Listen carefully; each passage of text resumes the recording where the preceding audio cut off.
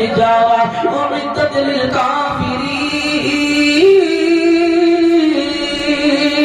اللہ فرماتا ہے لوگوں اس آیت کریمہ کا ترجمہ سنو. اللہ رب العزت ارشاد فرماتا ہے یا ایھا الذین آمنوا قوا انفسکم واہلیکم نارا وقودها الناس والحجارہ اعدت للکافرین. اے ایمان والو تم اپنے آپ کو اور اپنی اہل کو اپنے گھر والوں کو اور اپنے بچوں کو اس آگ سے بچاؤ جس آگ کا ایندھن پتھر اور لوگ ہے. اس آگ کے ایندھن کو اللہ رب العزت نے پتھروں کو بنایا اور لوگوں کو بنایا. اب ان لوگوں کو کون لوگ مراد ہیں تو بڑا اشارتاً کنایتاً سمجھاؤں گا. لوگوں سے کون لوگ مراد ہیں یعنی جو پتھر والے ہیں وہی لوگ مراد ہے کہ انہیں کے پتھر ایندھن بنائے جائیں گے اور وہی پتھر والے ایندھن بنائے جائیں گے. اب آپ سمجھ جاؤ کہ پتھر والے کون ہیں اور پتھر کون ہے. اللہ اللہ. اب آگے بڑھو. میرے تمہارے نبی آقا مصطفیٰ جان رحمت صلی اللہ تعالی علیہ وسلم نے ارشاد فرمایا. حضرت قاری جلیل صاحب نے بڑی اچھی تقریر فرمائی, بڑا اچھا بیان فرمایا. ایک مسئلہ انہوں نے بیان فرمایا تھا کہ بالوں والا کہ عورتیں اپنے سروں کے بالیں بیچتی ہیں, اپنے سروں کے بالوں کو فروخت کر دیا کرتی ہیں. اپنے بالوں کے اپنے سروں کے بال کو کوئی خریدنے والا آیا اس کو فوراً فروخت کر دیا کرتی ہیں, بچے کو لے کر کے بھیج دیا کرتی ہیں. ارے وہ تو عورتوں کے بالوں کا مسئلہ ہے. آؤ نوجوانوں میں تمہیں بھی بتاؤں, آؤ سنی مسلمانوں میں تمہیں بھی ایک مسئلہ بتاؤں. اہل ممبر اس مسئلے پر غور کریں, اہل اسٹیج اس مسئلے پر توجہ فرمائیں, اہل کمیٹی اس مسئلے پر غور فرمائیں. کہاں تک آواز پہنچ رہی ہے؟ سارے کے سارے اس مسئلے پر غور کریں. اللہ رب العزت نے انسان کو پیدا کیا, مجھے اللہ نے پیدا کیا, تمہیں اللہ نے پیدا کیا, انہیں اللہ نے پیدا کیا. اب ذرا یہ سوچو کہ جب اللہ نے مجھے پیدا کیا ہے تو میرا مالک کون ہوگا؟ میرا مالک کون ہوگا؟ تمہارا مالک کون ہوگا؟ ان سب کا مالک کون ہوگا؟ آپ کہو گے کہ ہمارا مالک اللہ ہے, ہمارا مالک اللہ ہے, ہم اللہ کی ملکیت ہے, اللہ رب العزت کے ہم قبضے میں ہے. جیسا کہ یہ پیسہ ہے اس کا مالک میں ہوں, کسی دوسرے کو حق نہیں ہے کہ یہ میرا وہ لے سکے, کسی دوسرے کو اختیار نہیں ہے کہ اس کو وہ لے سکے, کسی دوسرے کو یہ اختیار نہیں ہے کہ اس کو وہ لے سکے. لیکن اسی طرح سے ہمارے اور آپ کا مالک اگر کوئی ہے تو وہ خالق کائنات ہے, پروردگار عالم ہے. اللہ اللہ. نبی یہ کون ہے؟ مصطفیٰ جان رحمت ارشاد فرماتے ہیں لوگوں اللہ تبارک و تعالی ہمارا مالک ہے تو ہمارے جسم کی ایک ایک چیز کا اللہ مالک ہے, اور کسی دوسرے کی ملکیت کو یہ بیچنا جائز نہیں ہوتا, بلکہ دوسرے کی ملکیت کو اگر کوئی بیچے تو یہ بیچنا حرام ہوا کرتا ہے. دوسرے کی ملکیت کو بیچنا حرام ہوتا ہے.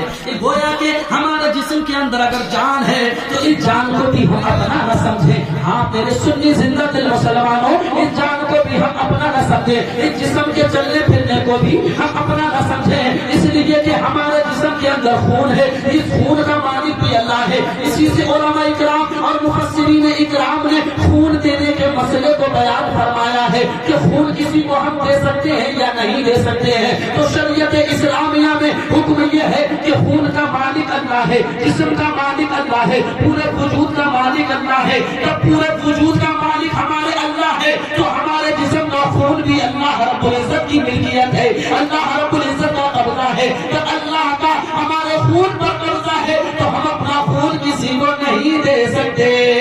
ہاں علماء کرام نے اتنی رخصت فرما دی ہے کہ اگر کسی کے جسم میں خون بالکل کم ہو گیا ہو, اس کے بچنے کی امید نہ ہو, ڈاکٹروں نے کہہ دیا ہو کہ اگر اس کو 1 پاؤنڈ یا 2 پاؤنڈ خون اگر مل جائے تو اس کی جان بچ سکتی ہے. پورا یقین کامل ہو, پورا اعتماد ہو, تب شریعت نے اجازت دی ہے کہ اب خون دے سکتے ہیں, ورنہ خون دینا بھی جائز نہیں ہے. کیوں جائز نہیں ہے؟ اسی لیے جائز نہیں ہے کہ خون پر ہماری ملکیت نہیں بلکہ ہمارے اللہ کی ملکیت ملکیت ہے،